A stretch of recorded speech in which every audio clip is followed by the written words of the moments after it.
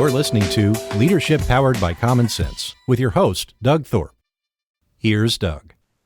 Hello again, everyone. This is Doug Thorpe, and you're listening to another episode of Leadership Powered by Common Sense. Today, I've got a guest who shares a lot of common ground with me in that he does a lot of work in the privately held sector, small to mid-cap companies. I'm going to let him articulate that in a little more detail, but without any further delay, I want to introduce Rick Munson. Rick, welcome to the show.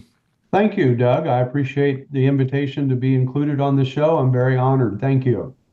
Before we get into the meat of the matter, let's cover your backstory real fast. What has your adult journey been like? And It's been interesting, Doug. It's been very interesting. I'm actually a degreed mechanical engineer. I think I've done a total of 2 years of true mechanical engineering.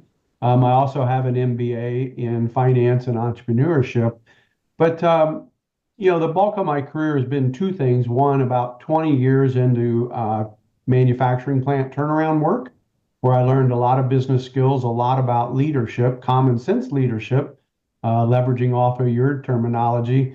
And then I've spent almost 20 years being a professional business and executive coach, which also includes leadership coaching. So I'm very passionate about leadership, and I find that leadership is the game changer in all companies.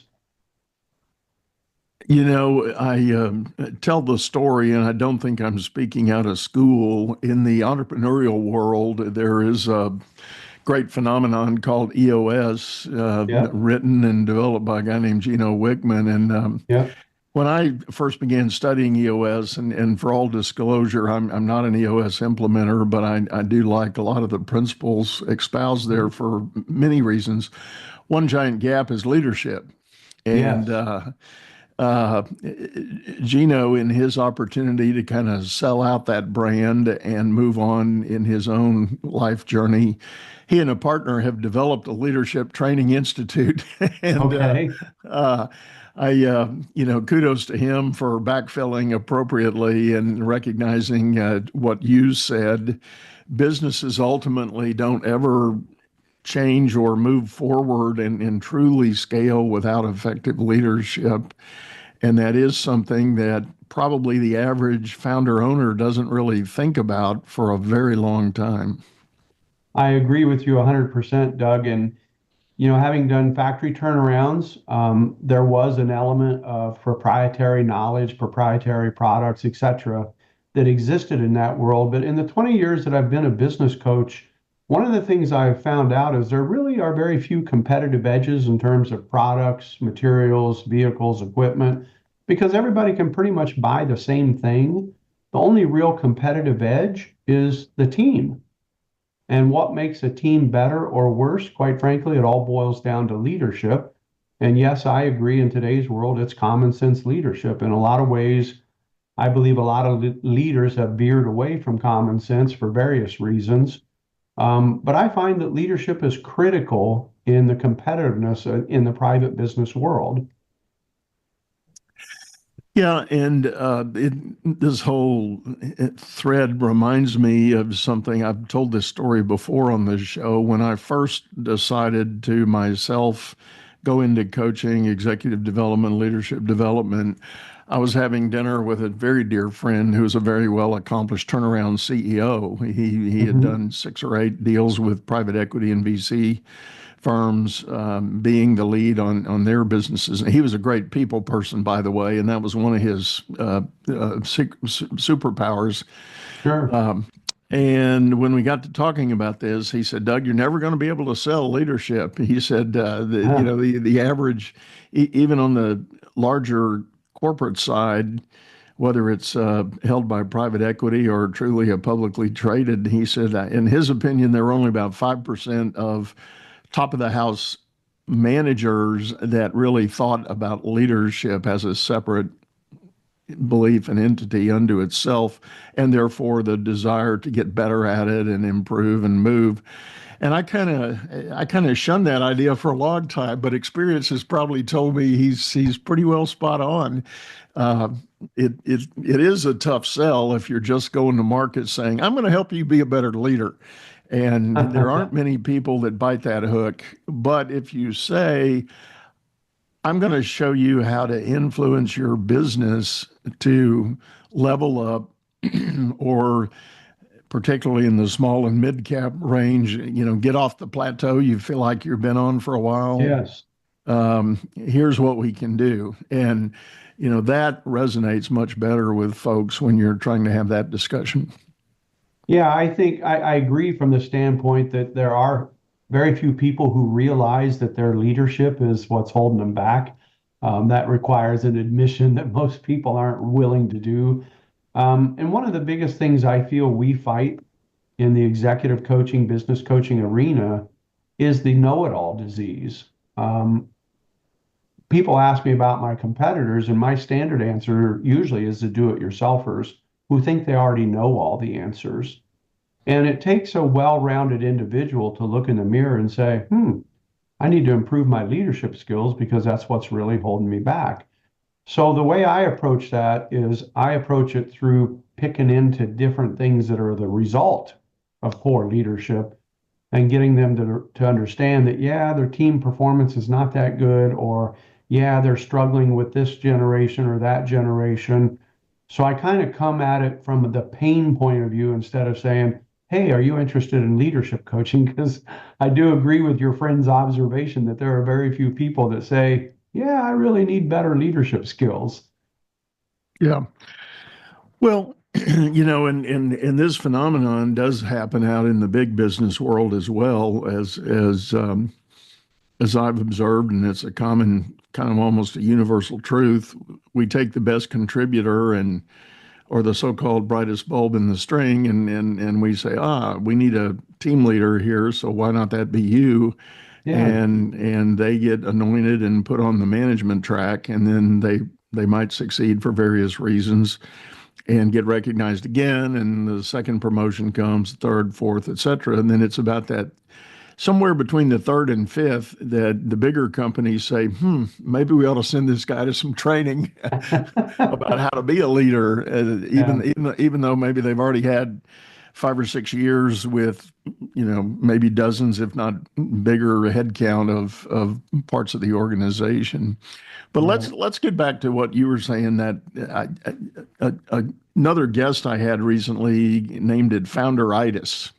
For the small business owner, they've got the founding idea, the founding vision of where they want to go and what they want to do, and they do. There's kind of an ego that takes over and says, I know this better than anybody, and it's my idea, and we're going to make this happen. And I think we both recognize or have recognized that humility is one of the most important traits a leader can have, and part of that humility shows up in them finally realizing that, yeah, maybe there's some things I need to learn. And I'm sure you've heard of the Peter principle, where people get promoted or advanced to the point of their incompetencies, which is what especially the larger corporations are good at identifying. The private business world is not so good at that. So sometimes it's hard to show the mirror to them and have them look at themselves and realize that if I improved, maybe my business would grow to the next level. Right. So it is a challenge, and understanding your own leadership skills and deficiencies is very hard for people. And I agree with the term founderitis. I've never heard that before, but founders, the founder mentality is something that's talked about a lot lately, especially with the current government administration in place. But I do agree that sometimes founders do a good job, but they get to the point where they're so proud that they're not willing to change. And I think we have seen that historically with, for example, Henry Ford. Yeah. It took I think it was his grandson coming in to actually take the company to a new level. Right. Yeah. Well, and I have written and talked about this in the past. This is a phenomenon I experienced in the early days of my banking career. I watched companies grow and literally come up out of the ground, and the founder was driving the charge and pulling all the buttons, and making things happen. And next thing you know, they do start to scale. They have to add a certain number of people.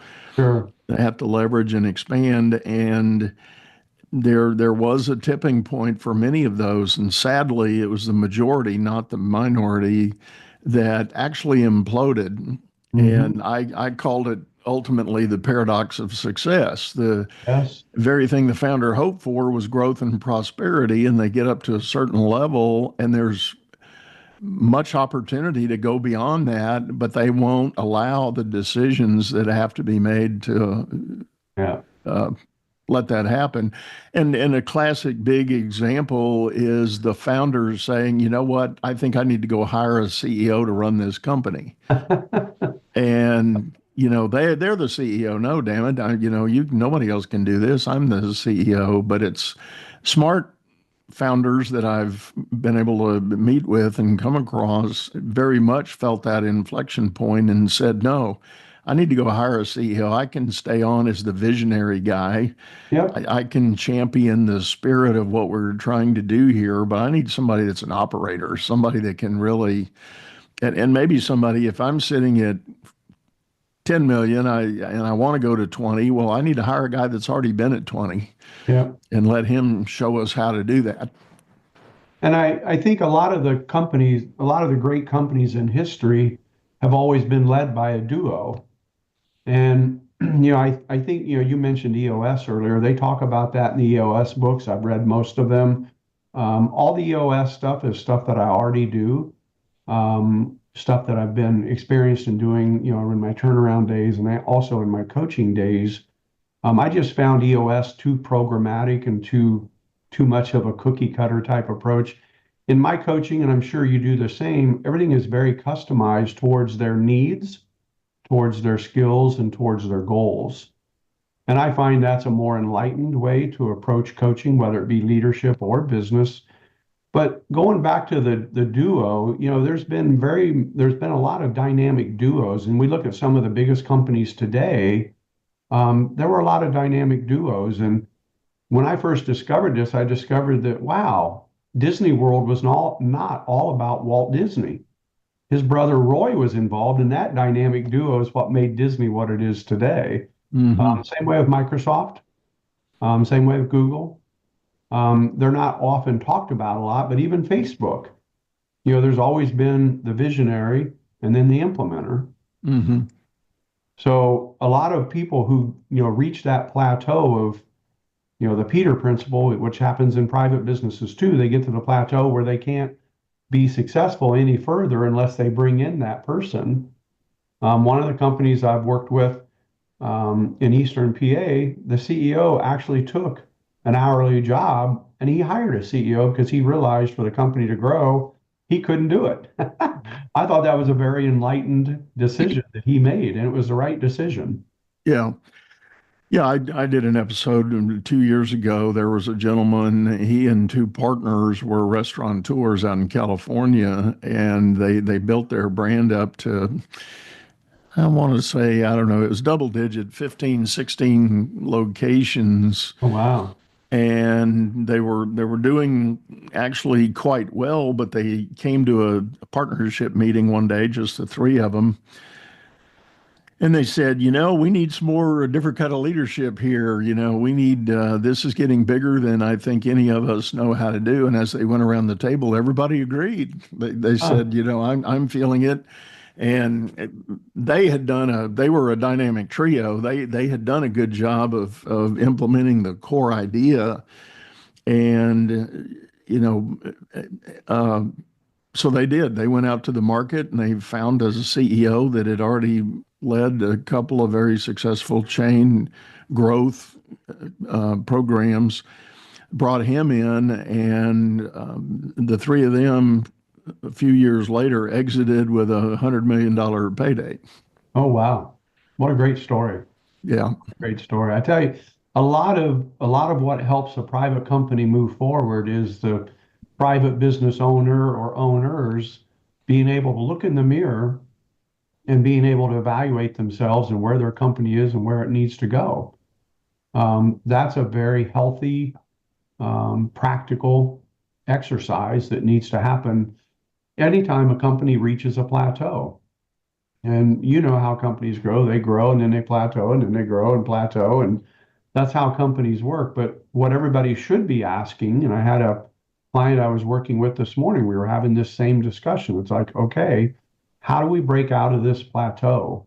What's going to take us to the next level? And they've been at this level for a few years now, and they realize that it takes something different than what they have at this moment. Right, right. It really does. And I had a good friend and business mentor a number of years ago who kind of the same idea. He called it the invisible wall. He said you can still be on a climb, but you feel the pressure of that wall that you're hitting, and you don't know how to break through it or get around it. You don't know how really tall it is or wide it is. But you know it's there. So it takes that extra level of effort and awareness to really bust through that. And it does. Yeah. His point was it does come back to the development of a stronger, deeper leadership. And whether that's just in the owner founder or actually building a team of leaders in the business. And I've done a lot of work with smaller businesses that are in the $5 to $10 million range, and inevitably, particularly in today's market where a lot of boomers are cashing out and moving on, and they're willing to sell it to an incoming entrepreneur. When those incomers get there, if they hire me to advise them as they're coming in and doing their transition, first thing I tell them is listen to your people. Let them tell their stories. And inevitably, everybody comes to the table with a story of an idea they had to make the company better, make it more profitable, more efficient, more impactful. And the former owner founder wasn't willing to entertain it. Not necessarily because he was a bad guy. He or she had maybe just built the company up to what became a lifestyle business for them. They were getting a reasonable return on their effort, and they just didn't want any more headaches or hassles. Yeah. They were just kind of on cruise control. But when they did make the decision to bail out, there was some pent-up opportunity there that the new owners can take advantage of, and all they have to do is sit and listen to the people around them. That's an interesting point about leadership. I really think that one of the important traits of good leaders is humility. So having a good dose of humility also conversely means you're not overly egotistical or arrogant. But one of the things that a good leader needs to do is be willing to listen. And so many leaders get so caught up in themselves, and they get so caught up in the fact that they're the ones that have to have all the answers. But one of the things that I would say that really good leaders recognize is that not all the good ideas come from them. Mm-hmm. That the people on the boots on the street or the boots on the floor in the plant, a lot of times they have a lot of valid ideas that all we need to do is listen to. And, the last turnaround I did as my leadership skills evolved during all that time period, the last manufacturing plant that I turned around, I'm going to tell you there were 8 things that really turned that place around. And I'm very happy and proud to say that 6 of them weren't even my idea. Mm-hmm. One of the things I did when I took over that last turnaround is I just spent 2 weeks listening to the employees. Because they had been there, they knew what was going on, they knew what was working and not working. But having that ability or forcing myself to take that ability to listen, man, did I learn a lot. And it made all the difference in the world in turning that plant around. But leaders, a good leader, and this goes back to your comment about common sense, a good common sense based leader has to be willing to listen. Because whether you have 10 employees or 100 employees, those employees on the front line, they're dealing with the customers all day, every day. They're dealing with the products, the services, and they have experiences too. And sometimes they see things that the top leader doesn't. Mm-hmm. Well, and it taps into something that I have come to really believe, and it took me a while in my career to shift my mindset about this, and that is this. If you have done a reasonably good job of hiring people to be on your team, and I know that's a big if, but if you have, they want to do good work. They don't Sure. want to show up and misrepresent or do bad things or wrong things. And it's kind of a DNA element that they've got that they're bringing to the table.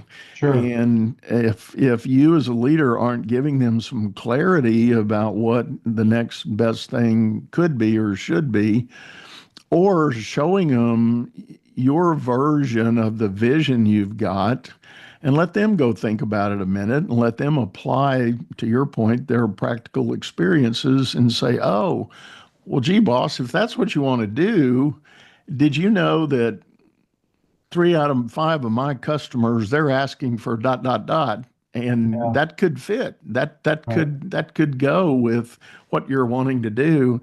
And you're right. I think the founder owner that is sitting there saying, just shut up, go get back on the truck, go get back to work.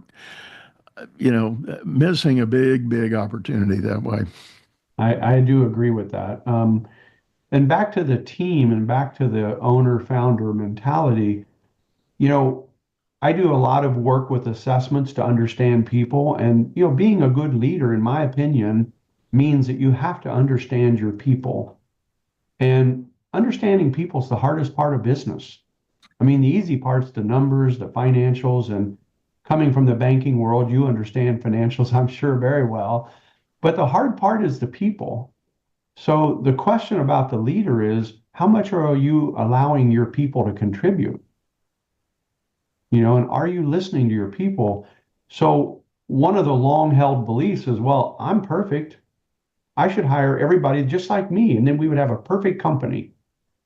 But I think a more enlightened approach from a leadership point of view is to realize that I have strengths and weaknesses, and I should hire somebody to cover for my weaknesses.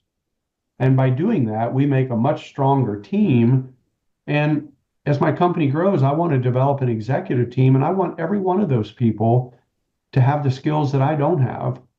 And collectively, let's say it's 5 people that are on the executive team. Collectively, those 5 people will make better decisions than one person because you Right. got 5 brains, you got 5 different ways of thinking, you got 5 different skill sets.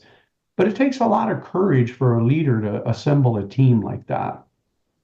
And to me, that's one of the most important things for scaling is that you bring in a good number 2 or you bring in a good executive team, and they need to be different people and they need to think differently than the founder. Right. Well, and as you were describing that, I'm 2 things came to mind. I'm thinking of a lady that's in my network, and she's one of the advisors that I deploy from time to time. She is a people and culture type person, and she is a certified administrator and implementer of the predictive index Oh, yeah. model for evaluating personnel and building job profiles. And that, in my mind, when she and I first met a number of years ago and started talking about this, it dovetailed with one principle out of EOS that I do really like, and that is, draw your org chart with the boxes of what you really need to get the work done to fulfill your Yep. mission. Forget names and faces for a minute. Yep. Just define the functional value adding roles that need to be there in the business. And you can apply something like predictive index to build a profile of what you think will be the optimum fit for that role. Then you can come back. You got to backfill with the people you might already have and go, Yes. I got an 85% fit for Joe over here in the out on the floor. That's great.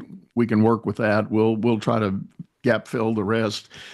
But gee, I'm looking at George over here that I kind of inherited, and his box doesn't look so good. He's about a 20% fit for what we've got. George is a great guy, but I've just got him in the wrong seat on the bus. So Yes. uh, to borrow Jim Collins stuff. Yeah.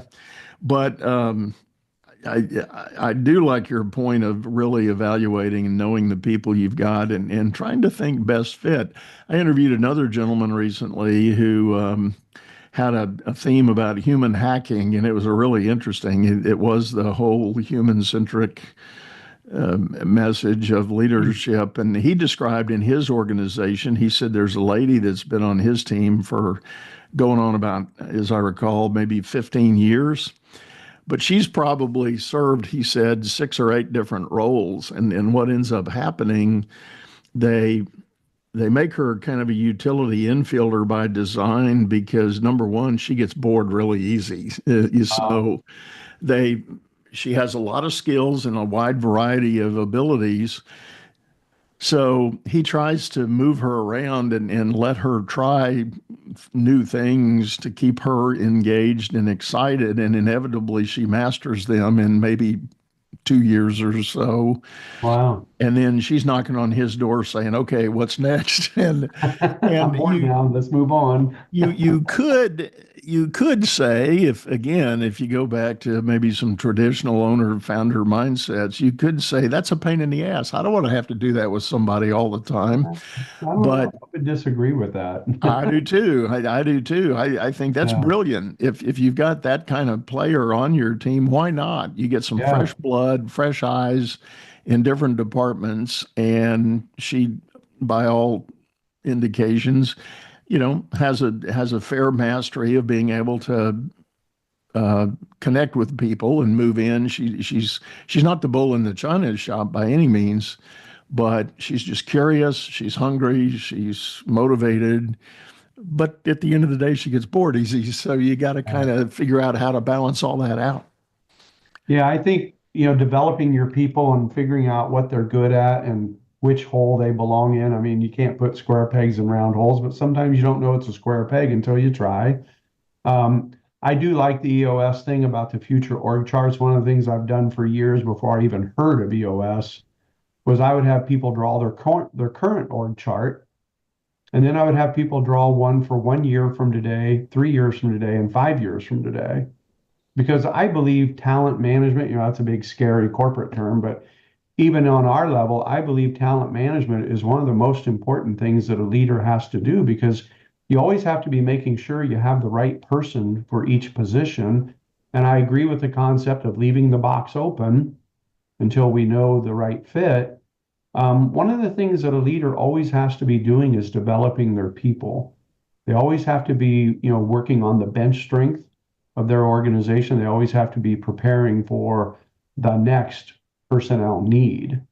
One of the things that distresses me about privately owned companies, they tend to get an employee and they stick them in a spot and they're successful, so they pigeonhole them there and they leave them there forever.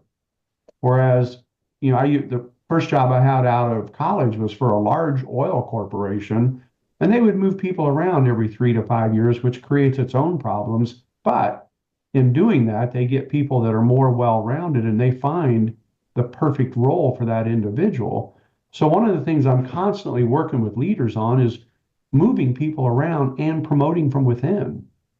Private business owners tend to pigeonhole employees, and then they tend, when there's a higher level position, they say, well, I got to have them in that position because I need them there. And well, they probably can't grow to that new position, but they go out and they hire from the outside, and it sends the wrong message to their current team.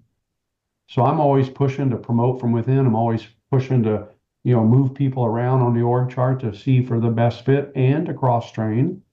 But developing the team is one of the most important things a private business owner can do. And sometimes it requires a different mindset and a different thinking process. Mm-hmm.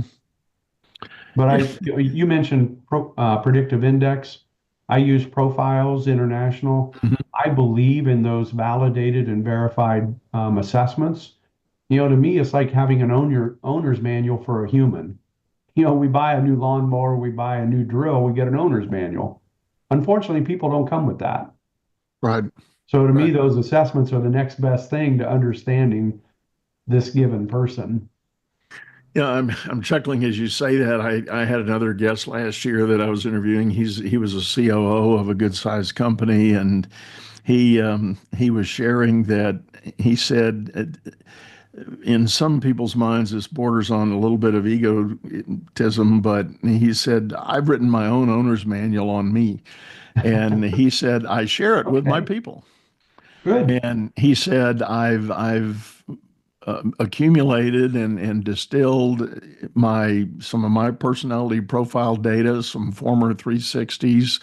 I put it Good. all in there, and I've described, where the red zones are. When my motor gets hot, I've mapped that out. And in all candor, he said, when I present this and talk about this, he said, I tell people I'm working on the bad stuff. I'm committed to working, and I'm inviting you to, give me feedback when you watch me or see me tipping over the edge there. Okay. You're invited, open invitation. Please raise your hand or, tap me on the shoulder or whatever. But for your benefit, here's my operator's manual. And he said, I update the thing every year. I find that to be a very enlightened thought process. I love that. I've never heard that before, but I love that. That's awesome. He said it wasn't easy to do the first time because it's apparently it's quite a tome. He didn't show me one, but we talked about it quite a bit. But Yeah. he said that, and lo and behold, after about I think I'm recalling the story right. I think he said after about the second iteration of it, his directs started building their own, and That's nice. it started percolating down through the layers of the organization, not as a mandate, but just as something that they actually found value in and said, well, if it works for me, for my boss, maybe, you know, particularly in the big corporate worlds, one of the biggest laments I get from clients is they don't know how to talk up the chain. Yeah. They don't know how to influence up the chain. Yep. And I hate the term, but it's a popular term, managing up. Yes. I argue there's no such thing. You can't do that. You definitely can have influence. You can be impactful, but to take the hardcore literal definition of management, where you're making things happen, no, you're not going to do that up the chain. Yeah, you can't do it that way, right? I do agree. Yeah. So Interesting. anyway, Well, his example of doing that and then his subordinates doing that, that's true leadership by example. hmm That's a great story. That's a great example of how that works. yeah, yeah. Very good. It really struck me as a very unique and different idea, and I can genuinely say I've never heard that happen. I've had a chance to work with and around some great leaders, and even as great as many that I can name were, that none of them ever put a playbook like that together. Now they might have bordered on describing tolerances for things, Yeah. you've got this much leash or you're this much rope, or whatever you want to call it. Um, but and they were generally good at doing that, but it was never put in the context of an owner's manual. Well, I too have never heard of that before. So that's a first time for me as well, Doug. That's a great story, though. I love that. Well, let me ask you something, Rick, before we close out of here. What are some of the common themes you're hearing in out there in the business world today? So one of the things that I work a lot with on leaders, and it's kind of a dichotomy. It's kind of interesting how this has developed over time, but I hear a lot of the older leaders, and I'm talking about the boomers and even the older Gen Yers. I'm hearing a lot of frustration from them dealing with the Gen Y or the Gen Z, the Centennials and Millennials. I'm hearing a lot of frustration on how to deal with the younger generations. And conversely, just the flip side, I hear a lot of the younger generation leaders that have moved up in the world. And now they've got a bunch of these, late 50s, 60s-year-old employees, and they're having a hard time connecting and leading them. So it's kind of an interesting dichotomy of leadership needs. But it's interesting out there in the world how this is, multi-generational leadership is a big thing. And, it's funny. I look at, the millennials and the centennials as they are today, and I'm sitting there going, they're not a lot different than we were when we were their age. And that's the difference, because over time, I mean, I think you and I are fairly similar in age. Over time, we had a lot of life experiences that molded us into who we are today. We grew up in an environment that molded us into who we are today. The only real difference in my mind between the baby boomers and the Gen Z or the Centennials, whatever you want to call them, the only real difference is time and experience. Because a lot of them want the same things that we wanted at that time, but maybe we couldn't have because of our environment, or maybe it was just so unpopular we couldn't speak it. But I find that the people are the same. The real difference is the time that they've experienced life, work, their careers.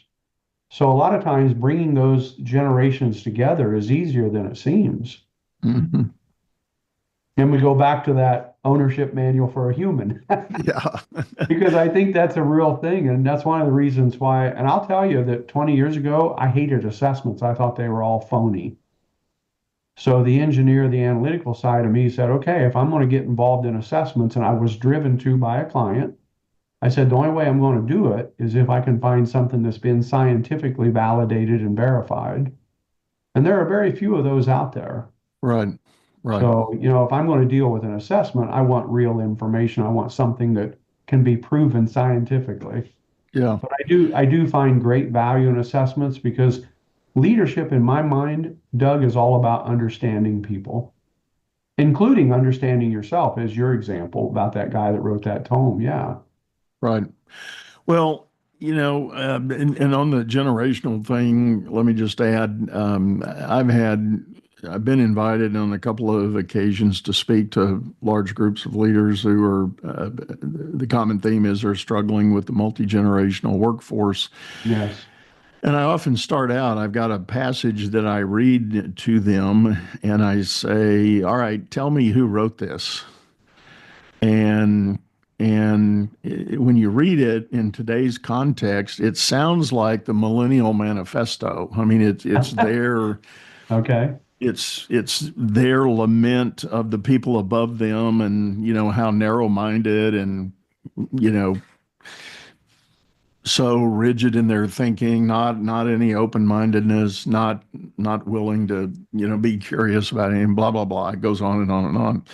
And I'll get all these guesses, and then finally I'll say, nope, it was Henry David Thoreau in 1863.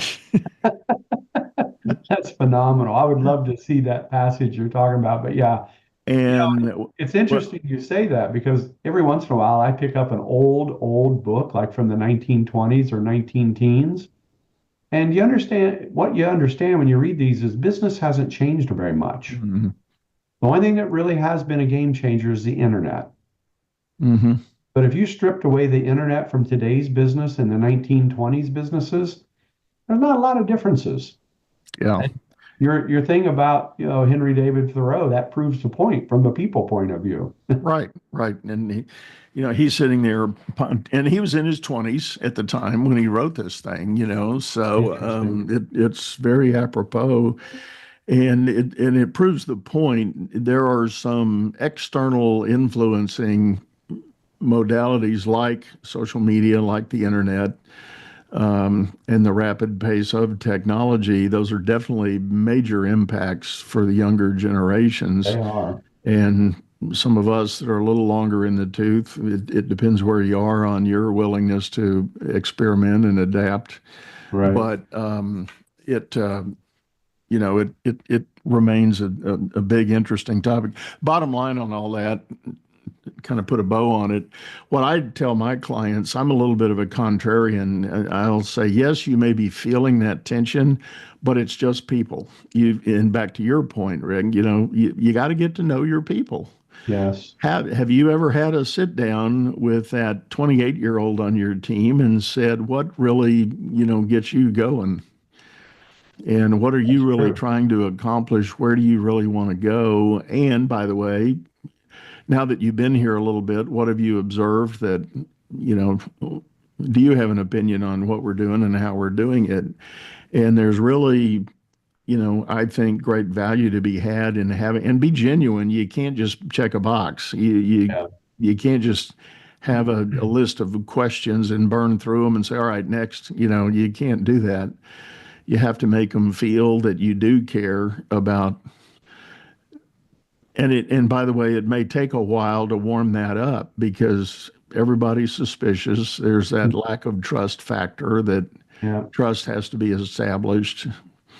So I think that is great advice, Doug. I love that. I when I did a plant turnaround in Texas, I ended up having this salesperson work for me, and she was a rootin' tootin' Texan, and she took no prisoners. She made no excuses. She made no apologies. But the one thing that she did, she was a salesperson. She knew her clients to a degree I'd never seen before. And that's something, and I like what you're saying because that's something that people can use. Because, yeah, the question is, how well do you know your employees? You want them to sacrifice, work hard, work at a high level of performance for you, but how much are you investing in them? And I don't mean money. I mean, mentally, I mean emotionally. Because I find that most leaders, they really don't understand their employees. I find this salesperson in Texas knew her customers better than most leaders know their employees. Like, for example, do you know every employee's spouse's name? Do you know every employee's children's names? Do you know their graduation dates? Do you know where they're going to college? Do you know what their career aspirations are? And at the end of the day, that information isn't critical as much as it is for you to care that much about your employees. right. Because, I mean, I still believe, maybe I'm old fashioned in this belief, but I still believe that business is a person to person relationship. It really is. It's a contact sport. And that has to do with leaders and their employees and their team. Yeah, totally agree. There's one leader I was working with one time to prove your point. He was having trouble with the CFO on his team. And I said, okay, how well do you know her? He goes, well, what do you mean? And I said, what's her spouse's name? He didn't know. How many kids does she have? He goes, well, it's either 2 or 3. I said, okay, what's their names? He didn't know. I said, well, your employee, when is their anniversary? He didn't know. He did know her birthday, which was good, but I asked about 10 questions and he couldn't answer 9 of them about this employee. And they were very basic things. And I said, wait a minute. You want this employee to work hard for you, work long hours, be the best they can be, but yet you've never invested enough time to even understand them as a person. Mm-hmm. What do you expect? Right. I love your example. I think you're dead on with that. Very disconnect. Well, Rick, we're about up on time for today. Thank you so much for sitting in. Tell people the best way to get a hold of you if they're interested in learning more. The best way to get a hold of me in every situation is just to text me. And my cell phone number is 570-460-3596. If you do prefer email, it's really pretty easy. It's rick@paramountbusinessdevelopment.com. Okay. That's it. And it's Paramount, not Paramount. Just so sometimes that trips people up. But yeah, I would welcome your questions on leadership or anything I can help you with. My job is to help people be more successful. That's it. It's that simple. Nice. Well, again, thank you so much for sitting in. And folks, as always, we're going to have these contact points in the show notes. So I'll hop down and check that out if you'd like to reach out to Rick and get in touch with him. I, too, will have contact info in the show notes if you'd like to get a hold of me. And I can certainly take advantage. I do a free exploratory call with all folks who are interested. I love being curious about what you're doing and how you're doing it and where your pain points might be in your own business and figuring out how to take it to that next level. I do like to remind you, we've got a video version of this show over on YouTube, channel by the same name, Leadership, powered by Common Sense. Hop over there, check out the archives. We are coming up on show 400 pretty soon, so looking forward to that event, and still working on what we're really going to do with it. I don't know. We haven't really come up with anything big and exciting, but hey, if you've got an idea, drop me a note or leave me a comment about your idea for that too. Would love to hear from you. But I think all our housekeeping is done. So with that, we're going to sign off, say goodbye. Go out there, make it a great day. You've been listening to Leadership Powered by Common Sense, hosted by Doug Thorpe. If you would like to know more about the coaching and advisory services he provides, visit dougthorpe.com.